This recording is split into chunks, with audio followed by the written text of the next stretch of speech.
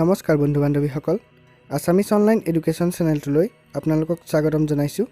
আজিৰ এই ভিডিঅ'টোত আমি সৌৰজগতৰ কেইটামান গুৰুত্বপূৰ্ণ প্ৰশ্ন আলোচনা কৰিম। তেন্তে বলক ভিডিঅ'টো আৰম্ভ কৰোঁ।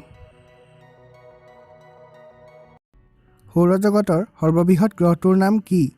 ইয়াৰ উত্তৰ হৈছে বৃহস্পতি অৰ্থাৎ জুপিটাৰ। আৰু বৃহস্পতি গ্ৰহৰ সৌৰজগতৰ ভিতৰতে সৰ্বাধিক সংখ্যক উপগ্ৰহ আছে। আৰু সৌৰজগতৰ আটাইতকৈ সৰু গ্ৰহটো হৈছে বুধ অৰ্থাৎ মাৰ্কিউৰি। গ্ৰহাণুপুঞ্জ বলয় বা এষ্টেৰইড বেল্ট কোন দুটা গ্ৰহৰ মাজত আছে? ইয়াৰ উত্তৰ হৈছে মংগল আৰু বৃহস্পতি।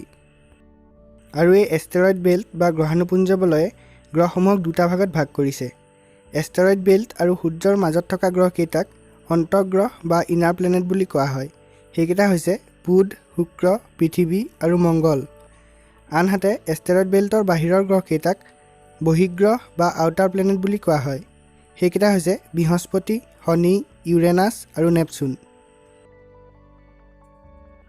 ৰঙা গ্ৰহ বুলি কোনটো গ্ৰহক জনা যায়?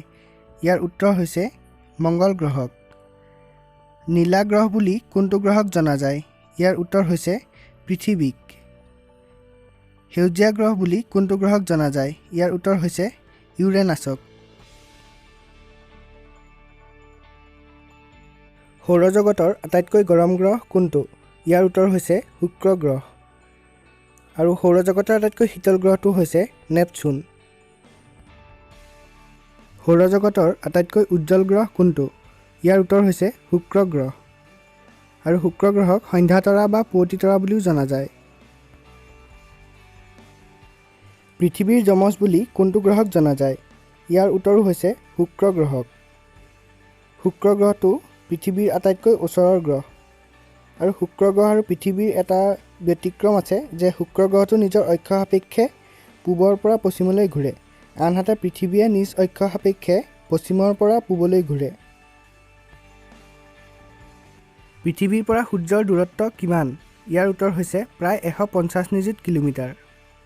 আৰু সূৰ্যৰ পৰা পোহৰ আহি পৃথিৱীত পৰোঁতে প্ৰায় 8 মিনিট সময় লাগে। সূৰ্যৰ আভ্যন্তৰীণ অংশৰ উষ্ণতা হৈছে প্ৰায় 15 নিযুত ডিগ্ৰী চেণ্টিগ্ৰেড।